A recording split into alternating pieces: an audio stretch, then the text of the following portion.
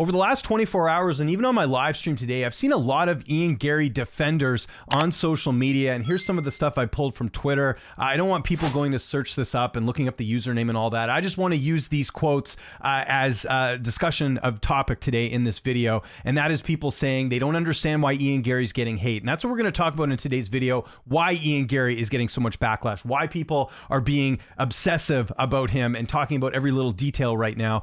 That's the point of today's video. I touched on this a little bit in my last video, but I really think people don't maybe know the full story of why Ian Gary is getting criticized so much. But let's start with this first one here that says, is there a particular reason why Ian Gary gets so much hate? Something I've missed maybe, because some MMA fans will turn a blind eye when it comes to homophobia, racism, crimes of every kind, but cockiness is where they draw the line unless I'm missing something here. The Ian Gary hate is hilarious to me because at the end of the day, it's just another excuse for MMA Twitter to berate a woman, and they couldn't pass that up.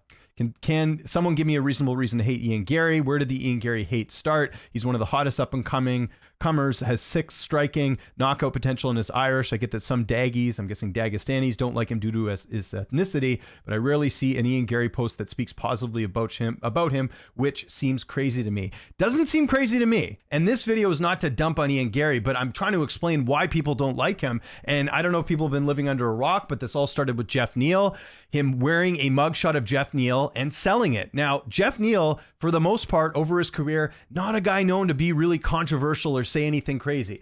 The Jeff Neal mugshot is public. It's fair game what Ian did. Is it in good taste? No, it is not. That's something that's going to annoy people. So right off the bat, like, he was supposed to fight Jeff Neal prior to fighting Neil Magny.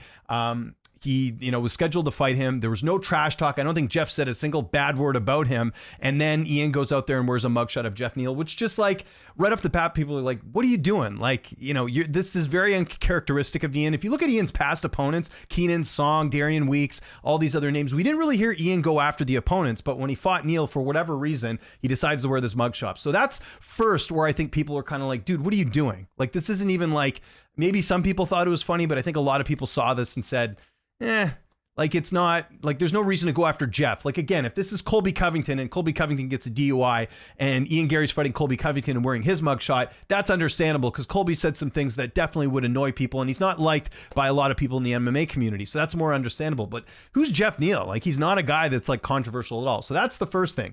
Then he ends up fighting Neil Magny. And look, I know this is controversial to say, but this is my stance on it.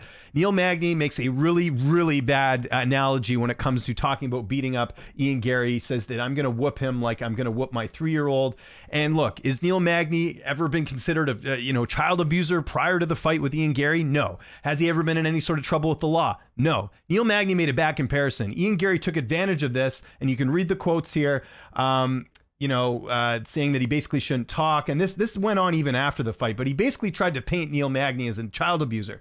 Again, Neil Magny, not a guy known to be controversial, pretty straight edge guy, pretty nice guy. I mean, I've interviewed Neil for years. Same thing with Jeff. They're really, really nice people. Like, again, he's attacking people that don't have a history of being sort of mean or controversial towards fans. So if you're going to attack people that are considered nice, you're not going to win people over. It kind of looks like bullying. And he definitely did that to Neil, for sure. The way he painted this whole child abuse thing. That's my take on it.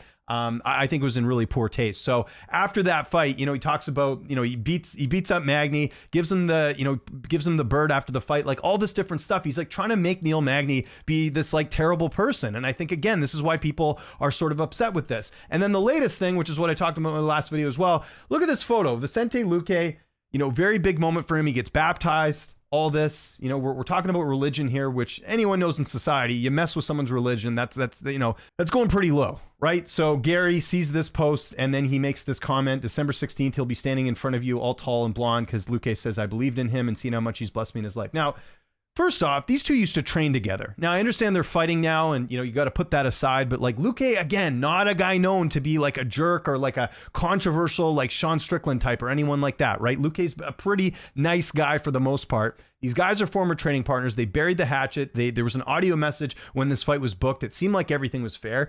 And he makes this comment. And here's the thing, like, it's not even clever. Like him saying he'll be standing in front of you all tall and blonde. Like, who saw that and said, oh man, I can't wait to see this fight after that comment? To me, it just looked like A, he was trying to make it about him. And B, he's trying to come down on Luque for something that is kind of a serious moment for him, right? Like he's talking about, getting baptized. So Yeah, that's where he's losing people, and that's why he's getting criticized here. Now, look, I've said this before too. Is it fair that people are obsessing over Ian's relationship with his wife and talking about him taking the last name, which, by the way, I don't care about any of that. I really don't. What he does in his personal life is none of my business.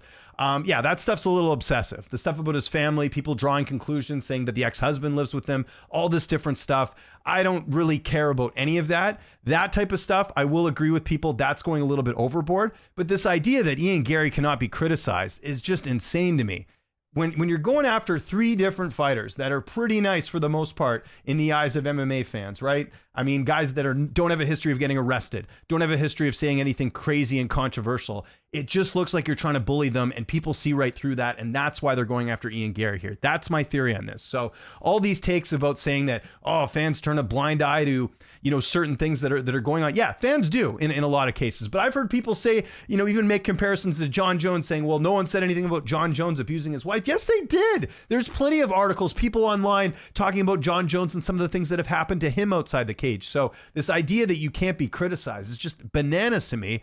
And also, it comes from a place of where they can see what Ian's trying to do. He's trying to build himself up in a way that I think is off-putting to a lot of fans. Another thing we found out today too, it's not just fans that have been critical of Ian Gary. Brendan Allen today in an interview with Mark Raimondi. We're just going to watch this clip here quickly.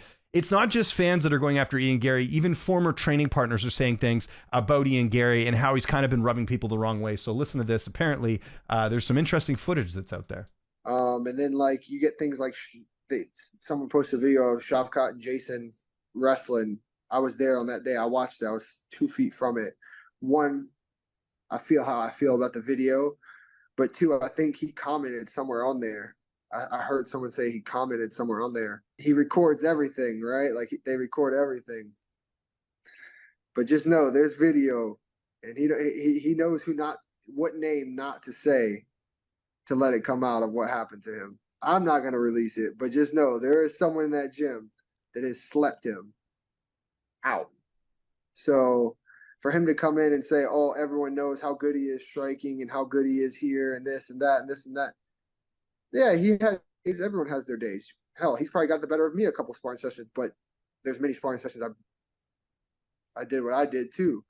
So I don't know. I think it's just a lot of talk, and it's hard to say gym. So anyways, the reason I wanted to bring that clip up is Brendan's talking about how Ian has kind of rubbed people the wrong way. Now, granted, Luque trains there, so obviously they're going to be backing Luque in this fight against Ian Gary. But the point is that you're hearing this stuff come out. We heard Leon Edwards say that Ian Gary can't train there, and there was talk of, again, Patty revealing that he'd been knocked out. I'm not a fan of people, by the way, saying that a fighter has been knocked out here. But the point I'm trying to make is that he's even rubbing fighters the wrong way. For Brendan Allen, who has no real connection to Ian Gary other than Gary used to train there, they're not in the same division. For him to come out and say there's a video that exists of him getting knocked out, I think speaks volumes to how Brendan probably feels about Ian Gary. So again, this goes back to my original point of people being like, I can't believe Ian Gary's being criticized. This is why. There's a reputation that's being built, and some of the stuff may be true, it may not be. Some of the stuff that people are saying about him, that's not what we're talking about in today's video. What we're talking about today is, why do people dislike Ian Gary? I've shown you more than enough proof here to understand why people rub him the wrong way, and I'll say it one more time in this video. I am not a fan of people going after people's families and talking about relationships and stuff like that. I think that stuff's a little obsessive, but you want to criticize Ian Gary for other things, him being too cocky or whatever, that's fair game because of what we're seeing here, what I just showed you in this video. So I want to know what you guys think in the comment section below. Are you surprised that there are people out there who don't understand why Ian Gary's getting criticized? I guess that's kind of the main point of the video here. Let me know what you think. Follow me on Twitter, TikTok, Instagram, @LynchOnSports. I'm James Lynch. Thanks so much for watching, and I'll see you next time.